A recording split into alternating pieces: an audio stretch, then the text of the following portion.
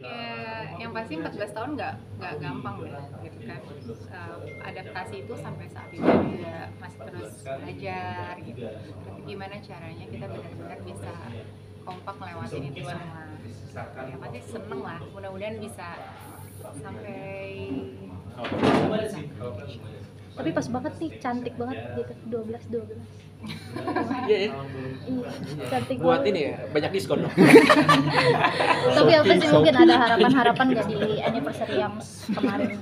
Sekarang seperti apa sih? Yang pasti harapannya semoga selalu kompak ya, insya Allah. Semoga bisa saling mengerti satu sama lain, dan yang paling penting adalah segala sesuatu yang memang rumah tangga itu kan bukan hal yang mudah ya untuk kita jalanin. Tapi gimana caranya kita benar-benar bisa saling mengerti, terus kita bisa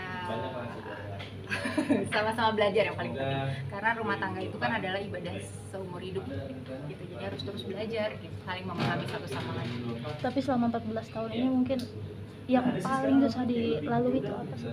Naruh handuk masih berantakan ya. Tadinya juga masih gitu.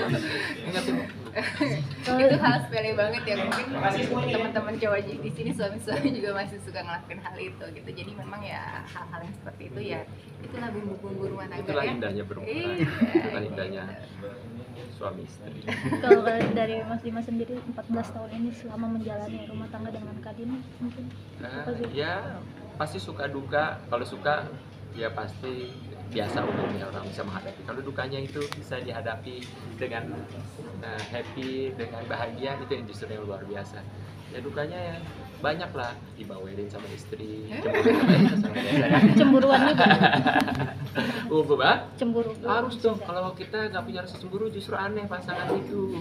Harus justru adanya rasa cinta satu sama lain itu karena ada rasanya cemburu sama lain. Tapi cemburu ini kan cemburu yang sayang, bukan cemburu yang gelap atau yang tidak terkontrol seperti itu.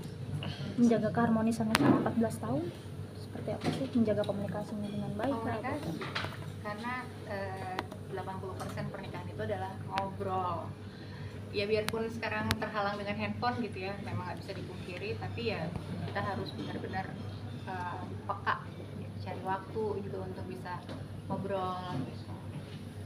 Di talknya, misalnya pillow talk ya biasanya kalau orang-orang bilang kan, ya di waktu-waktu tertentu memang harus ada, ya ditinggalin handphonenya.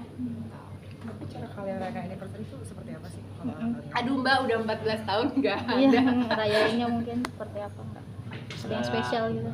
Setiap hari anniversary bagi kita nggak dikhususkan, jadi ya memang ya mungkin itu sebagai tanggal aja pengingat oh kita pernah lah momen, tapi justru hari-hari ya itu kita isi dengan sesuatu apa ya, mengevaluasi diri gitu sih.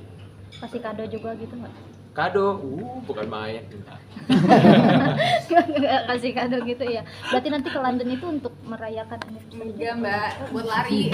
Buat lari doang. Nggak bisa ngajak disuruh jalan-jalan. Jadi kalau misalnya aku maraton semangat tuh Kak Dini. Oh kapan lagi berangkat segala macam gitu karena dia ikut.